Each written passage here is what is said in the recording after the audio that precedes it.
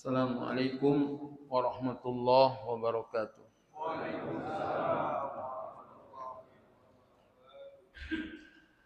Alhamdulillah, segala puji hanyalah milik Allah. Kita memuji, memohon pertolongan serta mohon ampunan kepadanya. Kita berlindung kepada Allah dari keburukan diri kita dan dari kejahatan amal perbuatan kita. Barang siapa yang diberi petunjuk oleh Allah, maka tidak ada yang bisa menyesatkannya. Namun barang siapa yang disesatkan, maka tidak ada yang bisa menunjukinya. Aku bersaksi bahwa tidak ada Tuhan yang berhak diibadahi dengan benar kecuali Allah, Tuhan yang Maha Esa dan tiada sekutu baginya. Juga bersaksi bahwa Nabi Muhammad sallallahu alaihi wasallam adalah hambanya dan utusannya. Wahai orang-orang yang beriman, bertakwalah kalian kepada Allah dengan sebenar-benarnya takwa. Janganlah sekali-kali kamu mati kecuali dalam keadaan muslim. Wahai manusia, bertakwalah kalian kepada Allah yang telah menciptakan kalian dari diri yang satu, yaitu Nabi Adam. Dari Adam diciptakanlah istrinya, yaitu Hawa. Dari Adam dan Hawa berkembang biak laki-laki dan perempuan yang banyak. Maka bertakwalah kepada Allah yang dengan menyebut namanya kalian saling meminta satu dengan yang lain. Dan perhatikanlah silaturahmi, karena sesungguhnya Allah senantiasa mengawasimu. Wahai orang-orang yang beriman, bertakwalah kalian kepada Allah dan berkatalah dengan perkataan yang jujur. Niscaya Allah akan memperbaiki amal-amalmu dan Allah akan menghapuskan dosa-dosamu. Barang siapa yang taat kepada Allah dan taat kepada Rasulnya, dialah orang yang beruntung dengan keberuntungan yang besar. Sesungguhnya orang-orang mukmin itu bersaudara, maka damaikanlah di antara saudaramu. Takutlah kamu kepada Allah agar Allah merahmatimu. Ketahuilah bahwa hidup di dunia ini hanyalah permainan, sendau gurau, perhiasan, saling berbangga di antara kalian. Kalian bersaing dengan banyaknya harta, bersaing dengan banyaknya anak, bagaikan air hujan yang turun dari langit, yang membuat para petani kagum akan tanaman-tanamannya. Kemudian tanaman-tanaman itu menjadi kering. Engkau lihat warnanya kuning, kemudian hancur berkeping-keping. Sedangkan di akhirat ada siksa yang pedih. Ada ampunan dari Allah dan keridhoannya bagi orang-orang yang lalai. Hidup di dunia ini hanyalah kesenangan yang menipu belaka. Dan dengan sebab rahmat dari Tuhanmu, wahai Muhammad sallallahu alaihi wasallam, engkau bersikap lemah lembut. Sekiranya sikapmu kasar, hatimu keras, niscaya mereka akan lari dari sekelilingmu. Maafkanlah mereka, mohonkanlah ampun bagi mereka.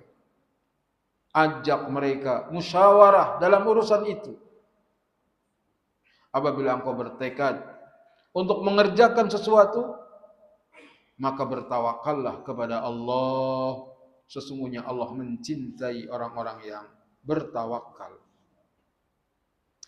Amma ba'du, sesungguhnya sebaik-baik perkataan adalah firman Allah, yaitu Al-Quranul Karim.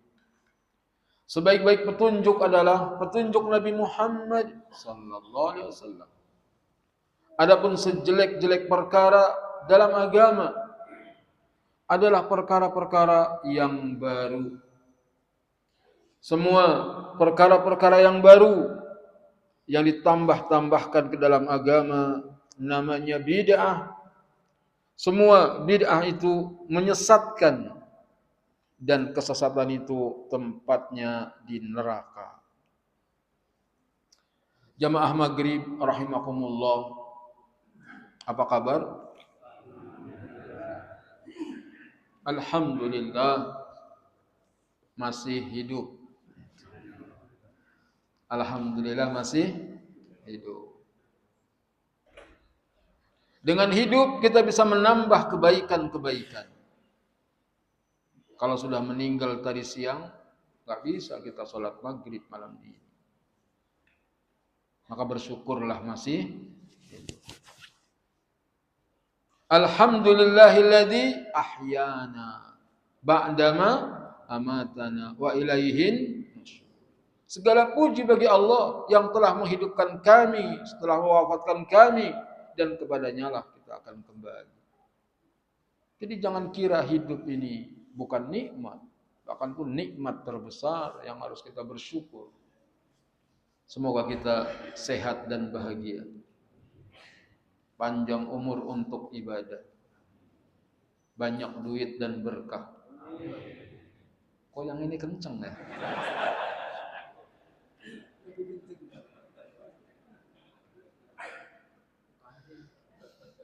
Semoga kita banyak duit dan berkah, menjadi teladan dalam kebaikan, hidup mulia dan mati masuk surga tanpa hisab. Berawal dari firman Allah Subhanahu wa taala, "Man dzalladzi yuqridullaha qardan hasanan fayudha'ifahu lahu ad'afan katsira." Wallahu yaqbidu wa yabsutu wa ilaihi turja'un. Surat Al-Baqarah 245. Siapakah yang mau memberikan pinjaman kepada Allah dengan pinjaman yang baik? Siapa yang mau minjemin sama Allah dengan pinjaman yang baik? Yang dimaksud dengan pinjaman yang baik adalah menafkahkan hartanya di jalan Allah. Kurang apa ini masjid? Misalnya toiletnya belum rapi, jual rumahnya, infakkan buat masjid. Itu namanya meminjamkan kepada Allah pinjaman yang baik. Maka Allah akan melipat gandakan pembayaran kepadanya dengan lipat ganda yang banyak. Tidak disebutkan jumlahnya, tetapi lipat ganda yang banyak. Sehingga banyak riwayat sampai dilipat gandakan sekian juta. Adapun dalam ayat 10 kali lipat, 700 kali lipat, sampai kelipatan yang banyak. Maka berikan yang terbaik kepada Allah dengan menginfakkan harta di jalan Allah. Dan Allah menyempitkan dan melapangkan rizki. Kadang Allah sempitkan rizki seseorang. Jadi kalau kita lagi sempit rizkinya, siapa yang menyempitkan? Allah. Agar kita bisa bangun di malam hari, menangis, mengeluh, mengadu kepada Allah. Dan yang kepada Allah, kita lagi minjemin kepada Allah. Kalau kita punya teman baik, kaya raya, tapi suatu saat dia lagi butuh duit, mungkin belum bisa diambil duitnya hari itu, dia pinjam sama kita, lalu kita berikan. Ini orang baik.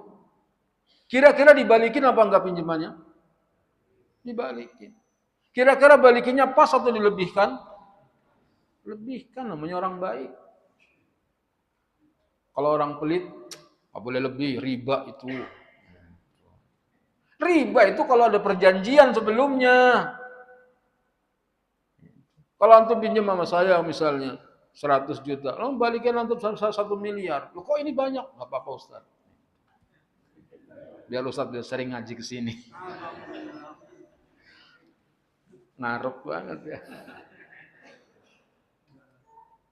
Maka yang seperti itu memberikan kelebihan tanpa perjanjian sebelumnya, boleh apa boleh? Iyalah, pilihannya cuma dua, boleh apa boleh? Tanpa perjanjian bukan riba. Allah Ta'ala lebih baik daripada orang yang paling baik. Allah lebih kaya daripada siapapun yang kaya. Kalau kita pinjamkan harta kita kepada Allah, pasti Allah akan mengembalikannya dan akan melipat gandakannya.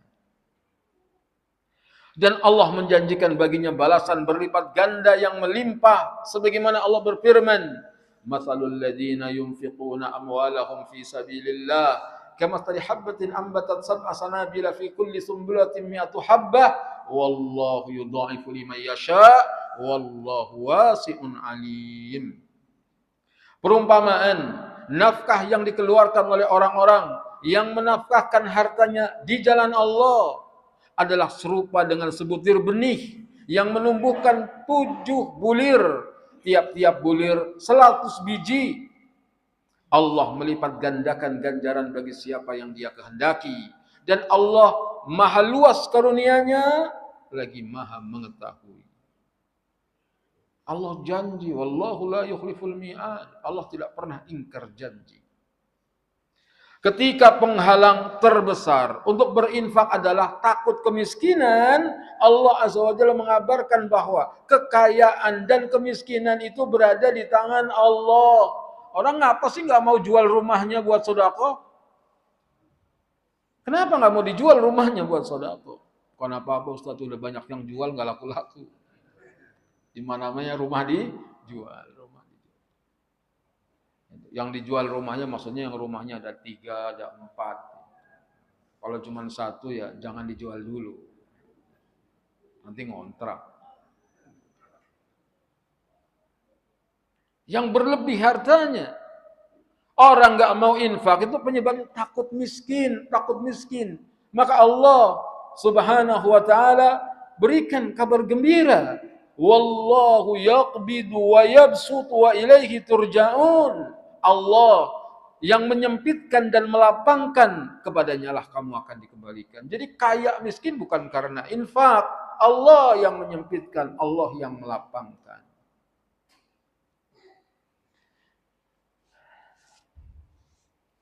Bahwasanya kekayaan, kemiskinan itu berada di tangan Allah, dan bahwa Dia menahan rizki dari siapa yang dikehendakinya dan memberikannya kepada siapa yang dikehendakinya. Ada kalanya orang mukmin dikasih harta banyak. Ada kalanya justru orang kafir diberikan harta yang banyak. Walaupun dia enggak sholat, walaupun dia enggak ibadah, tapi Allah berikan dunia, karena dunia enggak ada harganya. Faman zuhziha 'anil nar wa udkhilal jannata faqad faz. Siapa yang dibebaskan dari neraka, dimasukkan ke dalam surga, itulah orang yang sukses. Wa mal hayatud dunya illa mata'ul ghurur. Adapun kehidupan dunia hanyalah kesenangan yang menipu belaka. Maka janganlah menunda-nunda, wahai orang yang hendak berinfak karena takut akan kemiskinan. Jangan ditunda-tunda. Dan janganlah dia berpikir bahwa hartanya itu hilang begitu saja. Harta yang kita infakkan enggak hilang.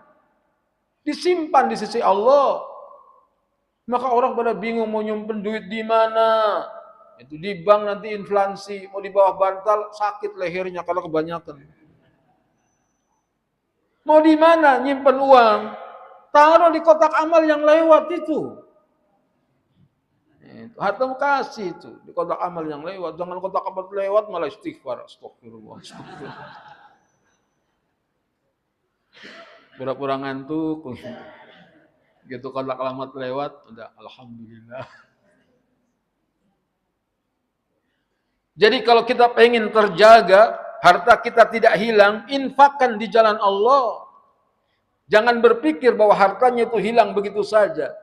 Namun tempat kembali seluruh hamba adalah kepada Allah. Lalu orang-orang yang berinfak dan beramal akan mendapatkan pahala mereka yang tersimpan di sisinya untuk satu kebutuhan yang paling mereka butuhkan dan memiliki kepentingan begitu besar yang tidak mungkin dapat diungkapkan oleh kata-kata.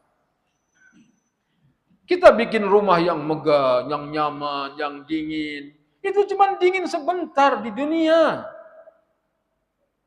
Antum lebih butuh dengan naungan yang lebih manfaat nanti di hari kiamat. Nafsul mu'min tahta zilli sadaqatihi yaumal qiyamah. Jiwa seorang mukmin berada di bawah naungan sedekahnya nanti di hari kiamat. Kita bernaung di dunia cuma sebentar, pengen punya rumah tingkat, enak pagi-pagi duduk di lantai atas, naik kursi goyang sambil ngopi. Itu waktu masih muda pikirannya begitu. Sekarang udah 65, udah 70 yang dipikir, udahlah kamar kecil aja, yang penting dekat kamar mandi. Itu yang dipikirkan. Perempuan gitu masih 17, 20, 30 skincare dibeli. Udah nenek-nenek mah kayu putih aja. Kok tahu sih?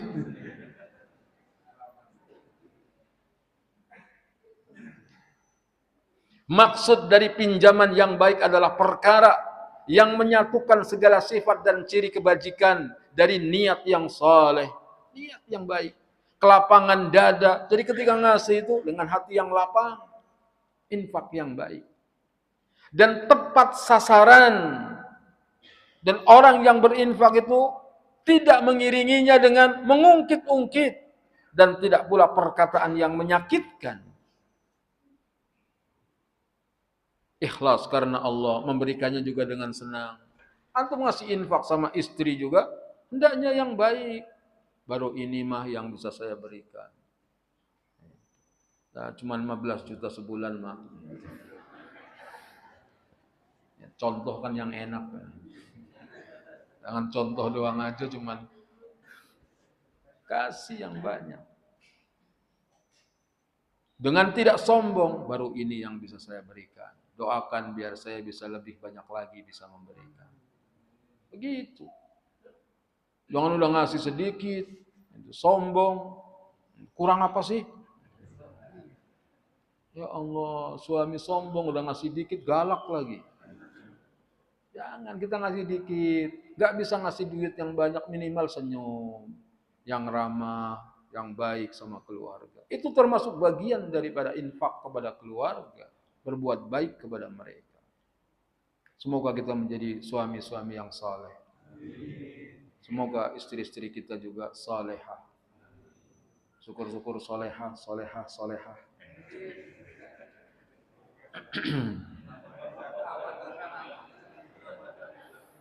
Kan doa bagusnya berapa kali? Kadang-kadang suka paham.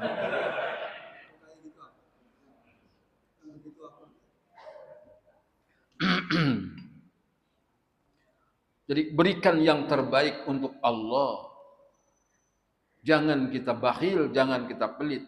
Allah Ta'ala yang meluaskan, Allah Ta'ala yang menyempitkan. Kisah Abu Dahdah radhiyallahu anhu. Ketika turun ayat ini, dia datang kepada Nabi sallallahu alaihi wasallam. Ya Rasulullah, benarkah Allah Ta'ala mau pinjam? Masa Allah pinjam? Man dalladhi yuqridullaha qardan hasana? Siapakah yang mau memberikan pinjaman kepada Allah dengan pinjaman yang baik? Datang Abu Dahdah. Benar ya Rasulullah, ini Allah mau pinjam. Kata Nabi SAW, iya, Allah akan meminjamkan, akan pinjam. Ya Rasulullah, saksikanlah kepada Allah. Sesungguhnya kebun kurmaku, aku pinjamkan kepada Allah. Jadi Abu Dahdah punya kebun kurma yang berisi 600 pohon kurma. Dan istananya Abu Dahdah ada di tengah-tengah kebun kurma.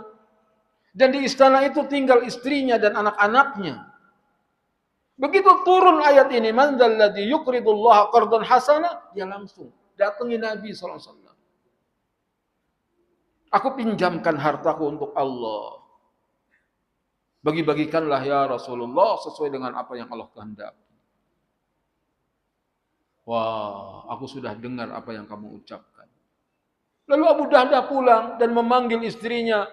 Wahai Ummu Dahdah, wahai Ummu Dahdah, labbaik. Aku penuhi panggilanmu, wahai suamiku, ada apa? Keluar dari rumah ini. Rumah ini udah aku pinjamkan kepada Allah. Istrinya yang soleha langsung menggendong anaknya, mengemas barang-barangnya lalu keluar. Sungguh perdagangan yang menguntungkan wahai Abu Dahdah. Sungguh perdagangan yang menguntungkan wahai Abu Dahdah. Perdagangan yang menguntungkan, membelanjakan hartanya di jalan Allah. Coba kalau istri kita punya istana, kita pulang, mah keluar mah. Dia apa? Udah saya bilangin sama pengurus masjid, ini buat anak yatim rumah kita. Mungkin istri kita cepat-cepat keluar. Lu gila ya? Mungkin. Ini suudon kita aja. Siapa tahu istri kita seperti Ummu Dahdah. Ditunggu Abu Dahdah zaman sekarang. Banyak orang-orang yang butuh biaya untuk pendidikan, buat makan di pesantren, tahfidz Quran. Tetapi orang pada bakhil, tidak mau mengeluarkan hartanya di jalan Allah. Sementara dia bernikmat-nikmat, bergelimang dengan harta.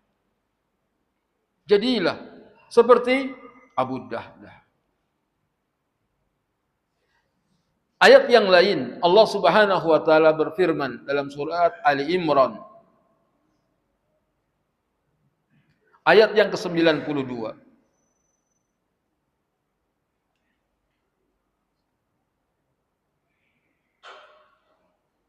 Allah taala berfirman, "Lan tanalul birra hatta tunfiqu mimma tuhibbun, wa ma tunfiqu min syai'in fa innallaha bihi alim."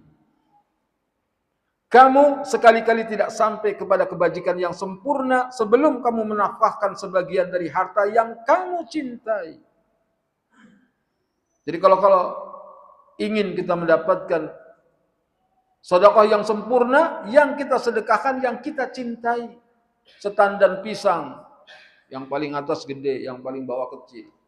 Kalau kita kasih tetangga, yang bawah apa yang atas? Jujur pelitnya.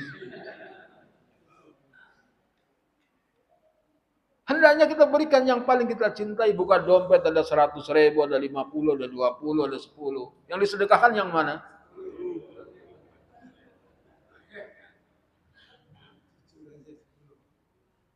Ya Allah. Coba latihan.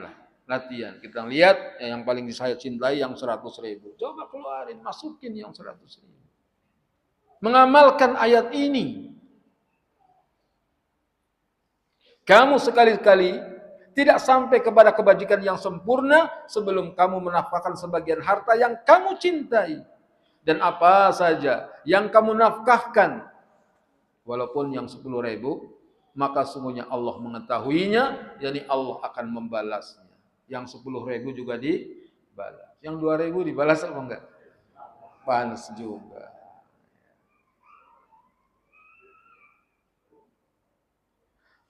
Kamu sekali-kali tidak sampai dan tidak akan mendapatkan kebajikan yang artinya adalah sebuah kata yang menyeluruh tentang kebajikan, yaitu jalan yang menyampaikan kepada surga. Kamu tidak bisa dapat jalan ke surga yang terbaik sebelum kamu menafkahkan sebagian harta yang kamu cintai dari harta kalian yang terbaik dan yang paling istimewa. Kalau kita mau pulang kampung, cari jalan yang rusak apa jalan yang lurus? Yang lurus, yang mulus. Itu jalan pulang kampung. Kita juga akan mau pulang kampung nanti ke akhirat. Cari dong jalan yang mulus, jalan yang bagus. Sebab kita ini, diam-diam begini kita ini asalnya dari surga. Karena kesalahan bapak kita, Adam dan Hawa, melanggar di surga, maka kita diusir dari kampung surga menuju ke kota dunia. Dunia ini ibarat kota. Pemuda yang cerdas ketika merantau di kota, punya harta dia kirim ke kampung, beli sawah di kampung. Punya duit di kota dia kirim ke kampung, bikin istana di kampung. Punya duit lagi beli kerbau di kampung, kambing, sapi dan seterusnya. Begitu saatnya dia pulang kampung, sudah ada rumah, sudah ada sawah, sudah ada kerbau. Gadis cantik anak Pak Lurah langsung datang. Ini dunia. Begitu kalau kita mendapatkan harta, kita infakkan di kampung akhirat, diinfakkan di kampung akhirat. Meninggal kita masuk surga, bidadari surga langsung datang kepada kita. Kita ditunggu oleh bidadari surga. Cuman sebentar kita hidup di dunia. Cuman sebentar. Harta yang kamu cintai dari harta kalian yang terbaik dan paling istimewa. Hal itu karena berinfak dengan apa-apa yang baik lagi disayangi oleh jiwa merupakan tanda yang paling besar dari kelapangan jiwa dan sifat yang mulia. Kasih sayangnya dan kelembutannya juga merupakan tanda yang paling jelas tentang kecintaan Allah Azza wa Jalla dan sikap mendahulukan Allah Azza wa Jalla atas kecintaan kepada harta yang sangat dicintai oleh jiwa. Orang yang infak dengan yang terbaik tadi, dia cinta Allah lebih dahulu daripada cintanya kepada hartanya. Cintanya kepada Allah lebih didahulukan daripada cintanya kepada hartanya. Sehingga dia infakkan. Karena itu barang siapa yang mendahulukan kecintaan kepada Allah Azza wa Jalla atas kecintaan terhadap dirinya sendiri, maka sungguh dia telah mencapai puncak kesempurnaan. Demikian pula bagi seorang yang menginfakkan hal-hal yang baik dan berbuat kebajikan kepada hamba-hamba Allah Azza wa Jalla, niscaya Allah Azza wa Jalla akan berbuat baik kepadanya dan membimbingnya kepada perbuatan-perbuatan dan akhlak-akhlak yang tidak mungkin dapat diperoleh dengan selain kondisi seperti ini. Kalau kita rajin infak, rajin sedekah, insya Allah istri kita akan jadi orang baik. Rajin infak, rajin sedekah, insya Allah anak-anak kita akan soleh dan soleha. Karena Allah Ta'ala akan memberikan balasan yang baik, bukan pada diri kita saja, tapi juga akan memberikan kebaikan kepada keluarga kita. Apalagi kalau kita minta kepada Allah, doakan, semoga anak-anak kita menjadi anak yang soleh dan soleha. Rabbi ja'alni muqimas salati wa min dzurriyyati Rabbana wa taqabbal du'a. Ya Allah, jadikanlah aku orang-orang yang menegakkan salat dan juga anak keturunanku. Wahai Rabb kami, terimalah doa kami. Rabbana hab lana min azwajina wa dzurriyyatina qurrata a'yun waj'alna lil muttaqina imama. Wahai Rabb kami, karuniakanlah kepada kami dari istri-istri kami dan anak keturunan kami penyejuk pandangan mata, dan jadikanlah kami pemimpin bagi orang yang bertakwa. Pengen kita punya istri, anak yang menjadi penyejuk pandangan mata, hendaknya kita menjadi imam orang yang bertakwa. Kitanya jadi imam orang yang bertakwa, baru nanti menyusul anak kita, istri kita menjadi penyejuk pandangan mata. Kita cuma mengharapkan pengen punya istri yang soleha, anak yang soleh dan soleha, tapi kitanya belum jadi pemimpin orang bertakwa. Demikian juga barang siapa yang menunaikan infak dengan bentuk yang seperti ini, niscaya pelaksanaannya terhadap amalan-amalan soleh lainnya dan akhlak-akhlak yang mulia adalah lebih baik dan lebih patut. Kalau harta saja dia mau kerjakan, apalagi sekedar senyum ketika berjumpa. Infak diantaranya sedekah dengan senyum. La tahqiranna minal ma'rufi syai'an walau antalqa akhaka biwajhin talq. Jangan kau remehkan perbuatan baik sekecil apapun, walaupun hanya berupa penyambutan saudaramu dengan wajah yang berseri-seri. Ketika turun ayat ini, diriwayatkan dari Anas radhiyallahu anhu, Anas bin Malik, pembantu Nabi, ketemu Nabi umur 10 tahun. Wafat Nabi SAW, Anas baru 20 tahun.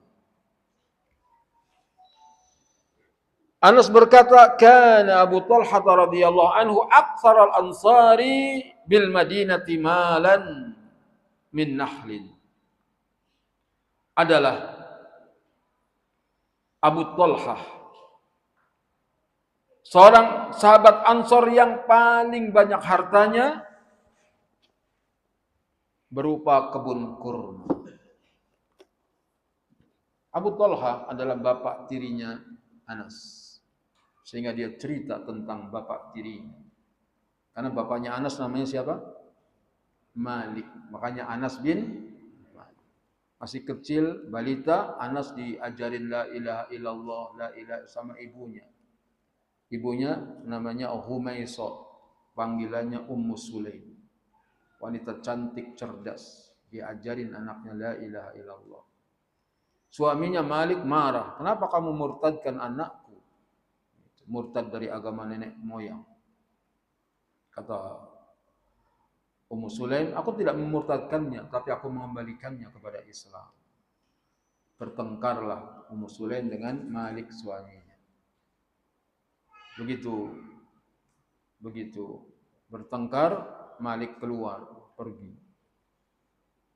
Tinggalin istrinya. Enggak taunya Malik ketemu musuh, lalu terbunuh. Jadilah Ummu Sulaim jamu malang, janda muda, manis dan langsing.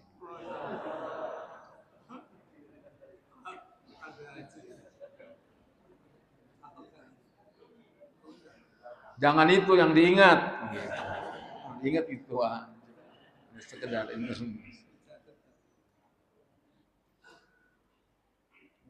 Banyak orang yang melamarnya, tapi ditolak.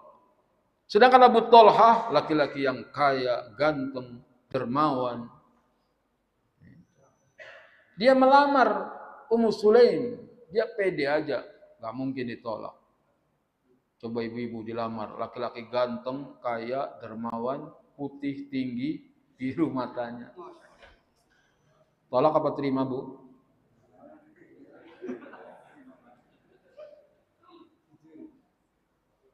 Ummu Sulaim menjawab, orang seperti engkau wahai Abu Talha enggak pantas ditolak lamarannya. Tetapi sayang kamu kafir. Kalau kamu Islam, maka aku mau. Kata Abu Talha, wahai Ummu Sulaim, kamu pengen yang putih, yakni perak, atau kamu pengen yang kuning, yaitu emas? Mau minta apa kamu? Mau minta emas, mau minta perak? Kata Ummu Sulaim, aku minta keislamanmu. Kalau kamu sudah Islam, aku tidak butuh emas dan perak. Jadi maharnya agar Abu Talha masuk Islam. Kata Abu Talha, bagaimana caranya agar aku bisa masuk Islam? Lalu diajarin baca syahadah. Lalu dinikahkan oleh Rasulullah SAW. Itulah semulia-mulia mahar. Jadi dengan keislaman suami. Nah, Abu Talha ini bapaknya Anas bin Malik adalah sahabat Ansor yang paling banyak hartanya, diantaranya kebun kurma. Wa kana ahabbu amwalihi ilaihi bayraha. Di antara harta kesayangan Abu Talha adalah kebun bayraha. Wa kanat mustaqbilatal masjid, adanya di halaman masjid Nabi sallallahu alaihi wasallam. Misalnya ini masjid, itu di halamannya situ kebunnya Abu Talha. Wa kana Rasulullah SAW yadkhuluha wa yashrabu min ma'in fiha. Dan Rasulullah SAW biasa masuk ke kebunnya Abu Talha dan minum air di dalamnya. Ada sumurnya, Nabi minum. Fiha tayyib, air yang di dalamnya yang baik. Qala Anas, kemudian Anas berkata, radhiyallahu anhu. Falamma nazalat hadhil ayah, tatkala turun ayat ini, lan tanalul birra hatta tunfiqu mimma tuhibbun. Kalian tidak akan mendapatkan kebaikan yang sempurna sampai kalian menginfakkan harta yang paling kalian cintai. Qama Abu Talha ila Rasulillah sallallahu alaihi wasallam. Maka Abu Talha bangun menemui Rasulullah SAW. Faqal, maka dia mengatakan, ya Rasulullah, inna Allah Ta'ala unzila alaika lan tanalul birra hatta tunfiqu mimma tuhibbun. Wahai Rasulullah, sungguhnya Allah Ta'ala telah menurunkan kepadamu ayat, kalian tidak akan mendapatkan kebaikan yang sempurna sampai kalian menginfakkan apa yang kalian cintai. Wa inna habba mali ilayya bayraha. Sesungguhnya harta yang paling aku cintai adalah kebun bayraha. Wa innaha shadaqatun lillahi ta'ala. Sesungguhnya itu aku jadikan sedekah di jalan Allah Ta'ala. Arju birraha wa dukhraha indallahi Ta'ala. Aku mengharapkan kebaikannya, aku mengharapkan simpanannya di sisi Allah Ta'ala.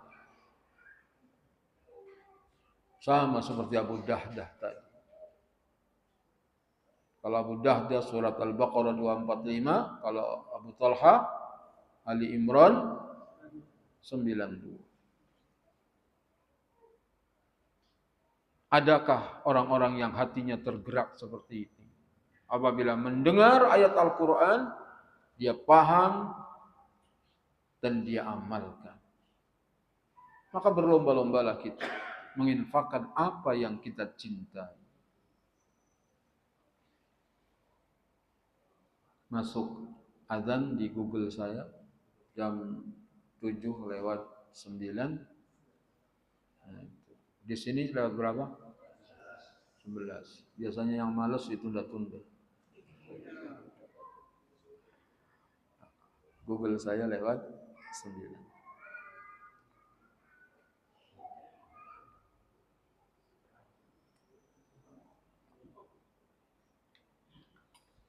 Kurang berapa menit di sini? 1 menit.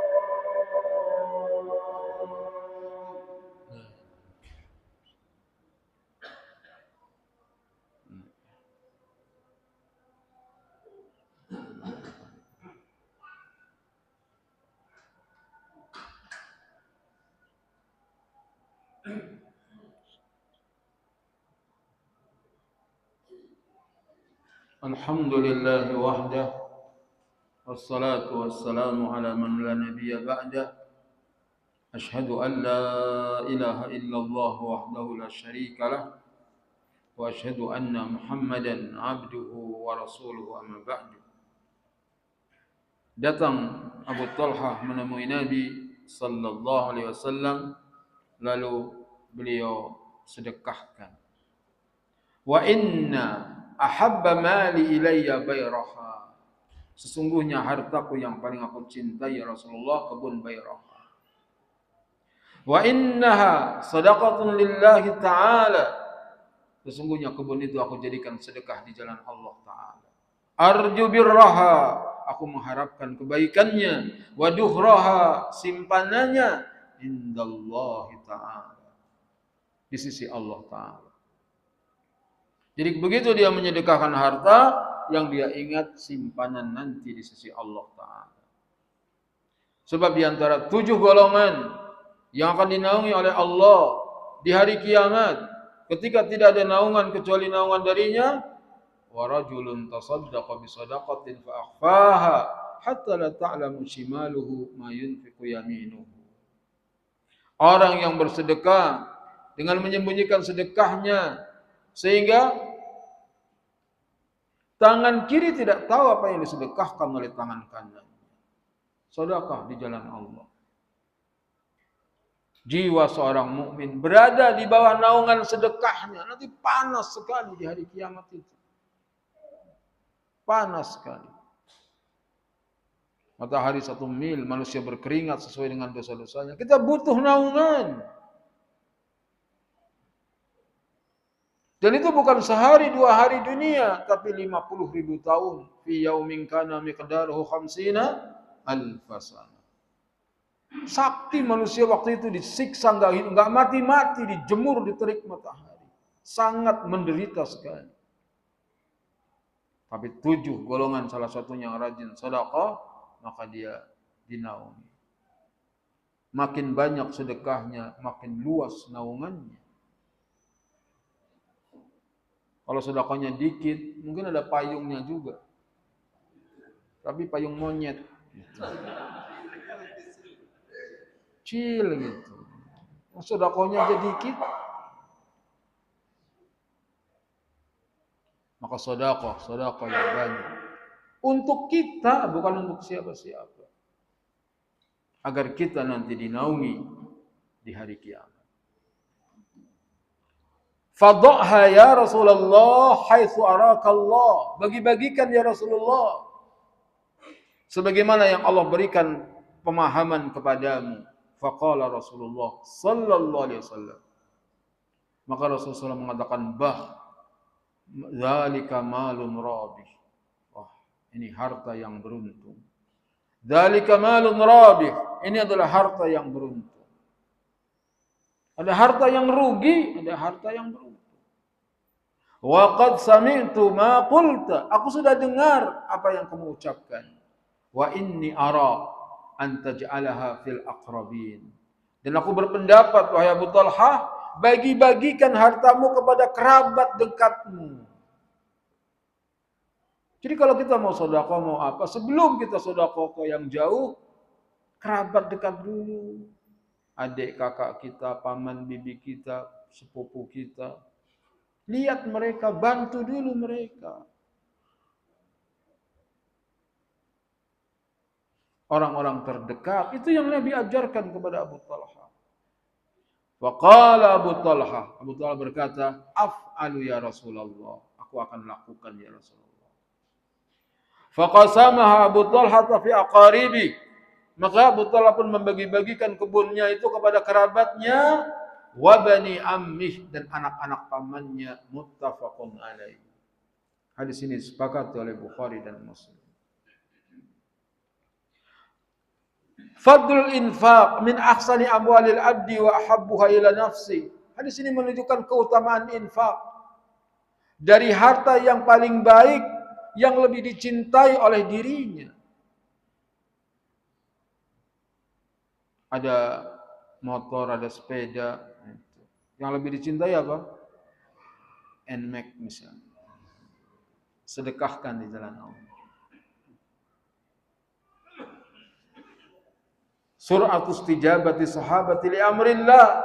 Hadis ini menunjukkan cepatnya para sahabat menjalankan perintah Allah. Wa hirsuhum ala bulughil maqamati allati yuhibbuha Allah wa rasuluh, dan mereka sangat menginginkan sampai kepada kedudukan yang dicintai oleh Allah dan Rasulnya. Jadi para sahabat itu begitu. Makanya mereka jadi sahabat Nabi. Dipilih oleh Allah menjadi orang-orang yang menemani Nabi karena kebaikan hati-hati mereka. Maka disuruh kita hidup meneladani mereka, para sahabat. Semoga kita dikumpulkan bersama Abu Bakar, Umar, Utsman dan Ali. Tafwidu ahlul ilmi wal fadli bitawzi'i wa sarfi sadaqati fi wujuhil khair. Hendaknya kita menyerahkan kepada ulama, orang yang punya keutamaan untuk membagi-bagikan sedekah di jalan kebaikan. Kalau kita mau sedekah, nggak ngerti kemana alokasinya, tanya kepada ulama. Ini ada dana seperti ini, disalurkan kemana sebaiknya. Salurkan kemana? Tanya kepada orang alim. Sehingga tepat sasaran. Kalau enggak banyak orang berkorban. Buat apa? Buat peringatan 17 Agustusan. Panggil goyang dompet. Bukannya dapat pahala, malah dapat dosa. Hendaknya kita cerdas ketika memberikan sedekah. Jawazul intifa'i bil masjidi fil umuril amah allati ta'ummul muslimin. Bolehnya menjadikan masjid, memanfaatkan masjid untuk perkara-perkara umum yang bermanfaat bagi kaum muslimin. Begitulah masjid dalam Islam. Enggak dikunci aja. Enggak. Masjid dalam Islam buat sholat yang 5 waktu, buat menuntut ilmu, buat memberikan semangat ketika mau berangkat jihad, buat membagi-bagi harta rampasan perang. Bahkan ada kalanya menjadi rumah sakit darurat masjid apabila terjadi kecelakaan dan yang semisal atau peperangan. Jadi masjid itu fungsinya luas. Bahkan masjid ada kalanya menjadi tempat tinggalnya orang miskin, tidur di masjid. Ini harus disampaikan. Tidur di masjid boleh? Boleh. Yang nggak boleh ngiler di masjid. Dan yang bagus mungkin ada tempatnya. Tidak mengganggu orang sholat, tidak mengotori masjid, dan seterusnya. Dan ada masjid yang diatur seperti itu, orang nggak punya tempat tinggal, ya boleh tinggal, tinggalin KTP dijagain. Karena kadang-kadang orang tidur di masjid, waktu kotak amal jebol aja. Toilet nggak disiram apa. Hendaknya seorang muslim mengembalikan fungsi masjid sebagaimana di zaman Nabi sallallahu alaihi wasallam dengan berbagai resiko-resikonya. Hadis ini menunjukkan al-haddu ala fi'lil khairi bisana'i ala fa'ilihi wa syukrihi. Anjuran untuk berbuat baik dan memberikan apresiasi kepada orang yang berbuat baik dan berterima kasih kepada mereka. Begitu Abu Talha menyedekahkan hartanya, Nabi memuliakannya. Malun rabih. Wah, harta yang beruntung. Jadi kalau ada orang yang sedekah, banyak sedekahnya, kita kasih kabar gembira, kita kasih apresiasi. Jangan dicuekin. Sedekah berapa dia? 3 miliar. Gak apa-apa itu mah, dia orang triliunan, gak ada artinya tuh segitu. Bukan begitu. Kita katakan alhamdulillah 3 miliar. kita puji-puji, kita kasih semangat. Agar orang-orang yang berbuat baik punya semangat. Wa idhari surur wal i'jabi bisani'ihim, dan menampakkan kegembiraan, menampakkan takjub dengan perbuatan mereka. Ada orang-orang kaya yang dermawan, insyaallah bisa bangun masjid, bisa sumbang anak yatim, bisa, kita hendaknya senang mendengar itu, kita senang. Sallallahu ala nabiyina Muhammadin wa ala alihi wa sahbihi ajma'in. Silahkan kalau ada yang ditanyakan.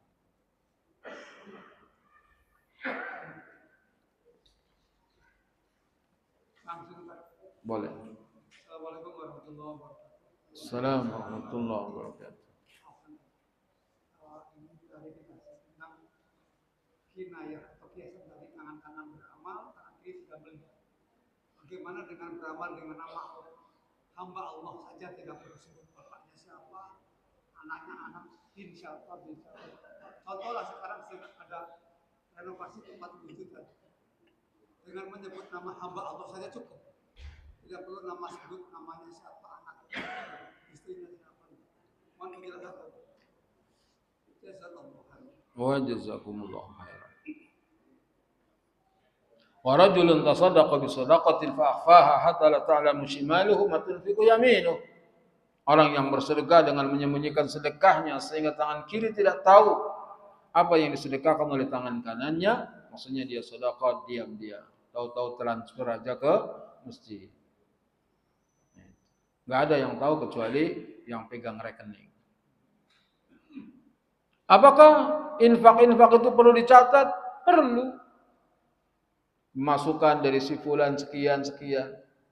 Enggak dicatat, enggak apa-apa. Dicatat, ditulis di pengumuman di dinding, enggak apa-apa. Untuk apa? Kita udah ikhlas. Untuk kontrol bendahara. Agar kepercayaan terjaga. Itu dia. Perlu dicatat, enggak masalah. Nama-namanya siapa yang infak. Agar bendahara bisa terkontrol. Kalau nggak dicatat pun nggak masalah. Kirim itu 10 juta hamba Allah 10, hamba Allah 100 juta. Apakah dia berarti ikhlas? Bisa ikhlas, bisa enggak. Hamba Allah itu, blok C2 nomor 13. Sama aja.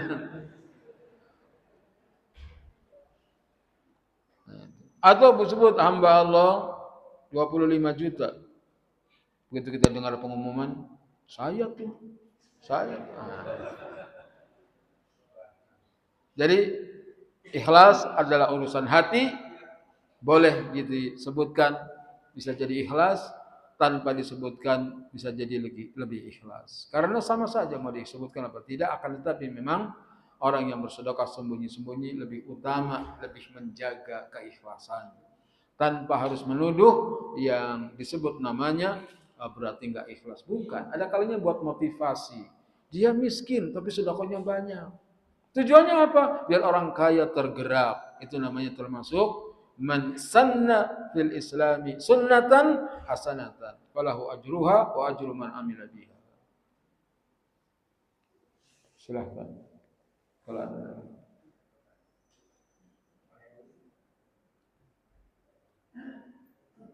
Tidak ada, kita tutup. Mohon maaf. Silahkan. Assalamualaikum warahmatullahi wabarakatuh.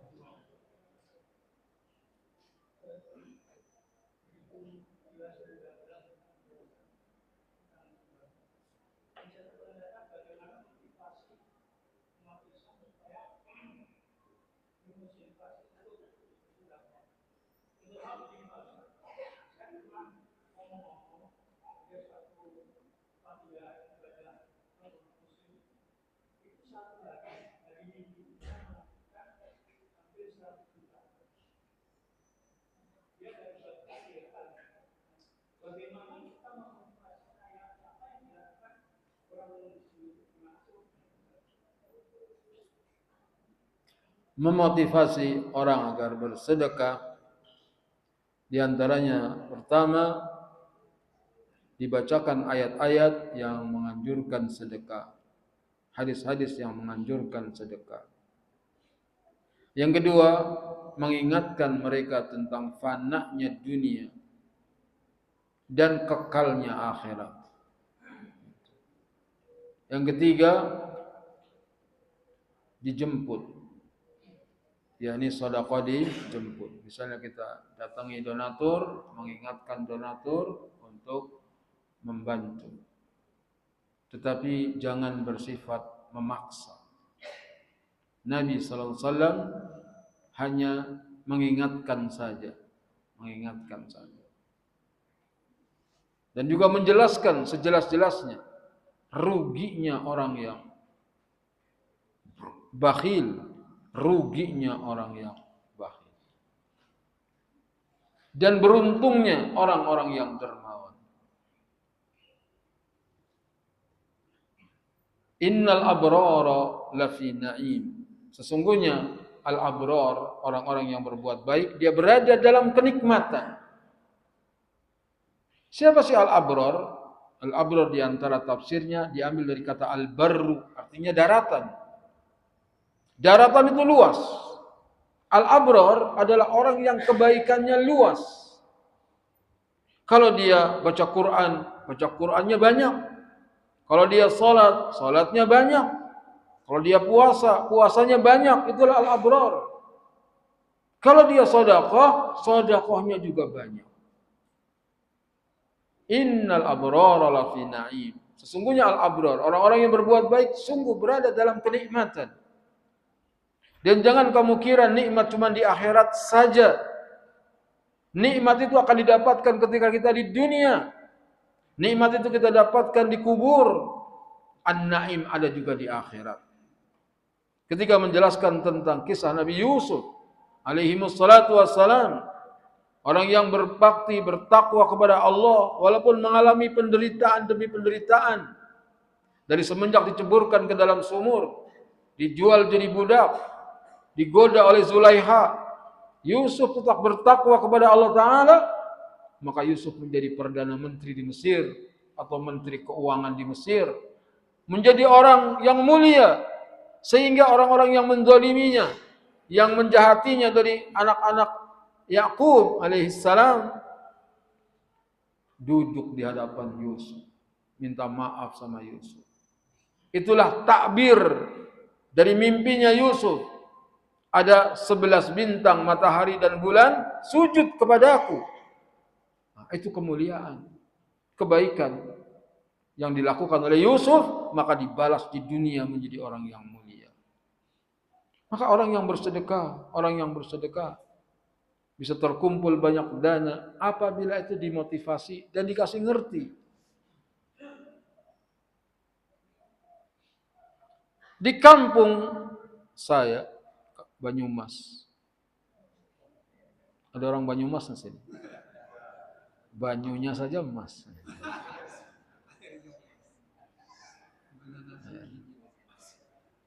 Rasialis Jawa. Jaga wibawa. Itu kalau korban sekampung bisa 37 sapi, 40 sapi. Kampung kecil. Kenapa mereka semangat untuk berkorban? Karena dimotivasi terus di masjid, pengajian. Akhirnya mereka pada nabung demi untuk korban. Tapi giliran untuk membangun jalan, mereka bakhil, pelit. Itu Pak Lurahnya dulu rahimahullah datang ke saya. Bilang, lam, kalau suruh korban pada berlomba. Tapi kalau disuruh ini lebarin tanah sedikit buat jalan, waduh ngasah golok mereka. Antum punya rumah itu, karena nggak dimotivasi. Jalanan buat lewat aja nggak boleh, dipasangin pot depan rumahnya. Ada apa enggak? Antum itu.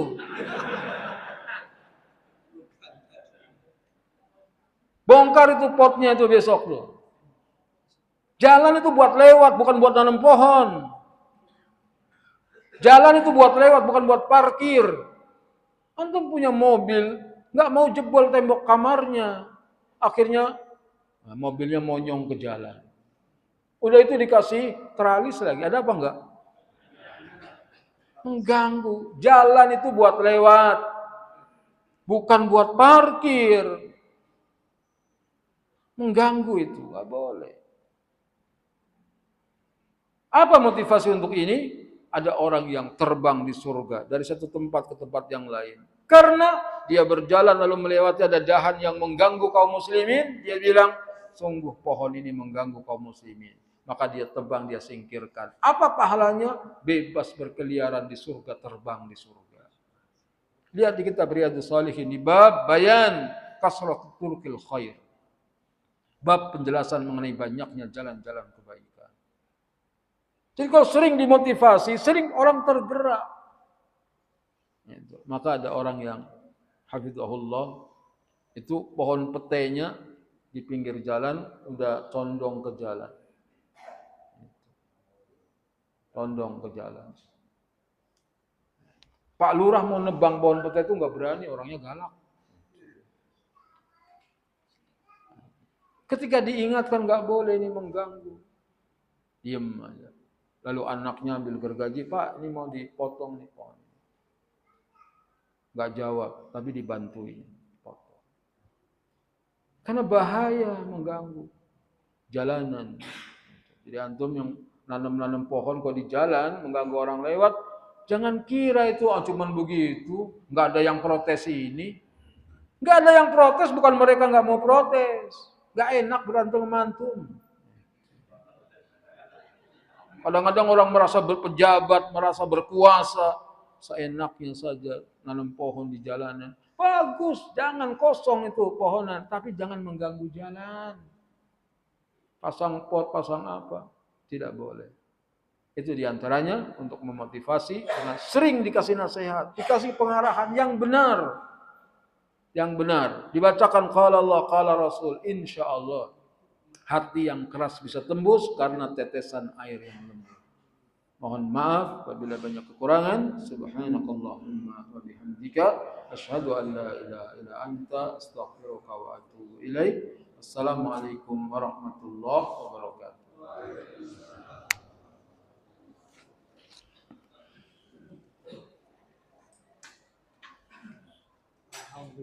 Alhamdulillah wa jazakumullahu khairan.